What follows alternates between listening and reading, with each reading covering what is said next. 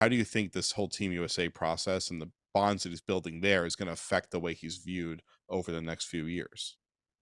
Well, as I've seen on social media and on the Athletic at times, like there are still a lot of people who don't believe in Austin Reaves and believe this is a mirage. He's just an overrated Lakers role player. He's the token white guy, and he's just benefiting from this purple and gold platform that he has. And I think he's proven that's not the case.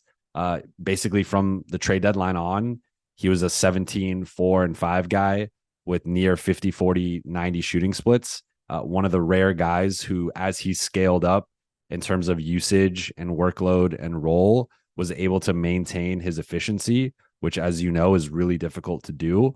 You're doing all that with playing really good perimeter defense for the most part, and in that Golden State series was having to defend Steph Curry after the first couple of games where Golden State was able to play Jared Vanderbilt off the floor. So he was doing it on both sides of the ball. And, so I think there was a lot of skepticism around him making the team. I thought it was deserved, but, looking at some of the names that weren't there, be it a Trae Young, a De'Aaron Fox, a Damian Lillard, like various reasons for those guys not being there.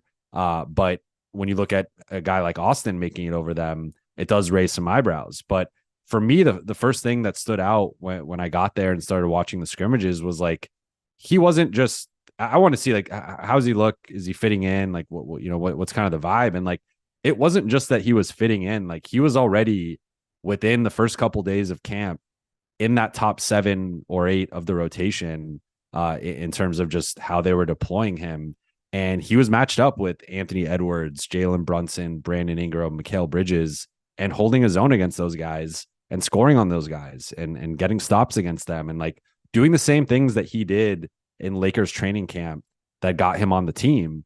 Because the origin story was he was a two-way guy, goes to Las Vegas for a players only mini camp that LeBron James was leading.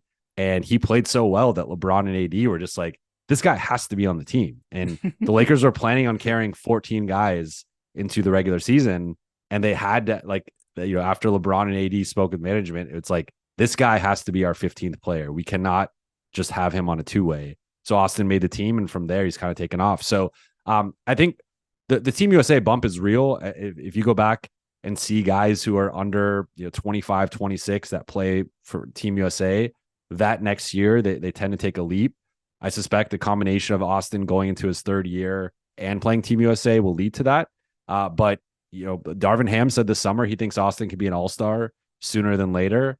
I asked Austin about that. He said that's one of his goals and he thinks it's realistic. So I think that's kind of the next step for him is like you earn a spot in Team USA, you play pretty well, you're in the rotation and you carry that over. And as LeBron ages, nearing 40, as AD deals with his injuries, like I think there's a realistic shot that Austin Reaves could be like the 5th guard on an all-star team if he assumes higher usage and is a 25 and 5 guy, which I think is rather plausible. I just love how every Lakers story includes LeBron getting credit for everything happening. Always. It's great. I mean, hey, LeBron's one of the great playmakers ever, so I'm not surprised.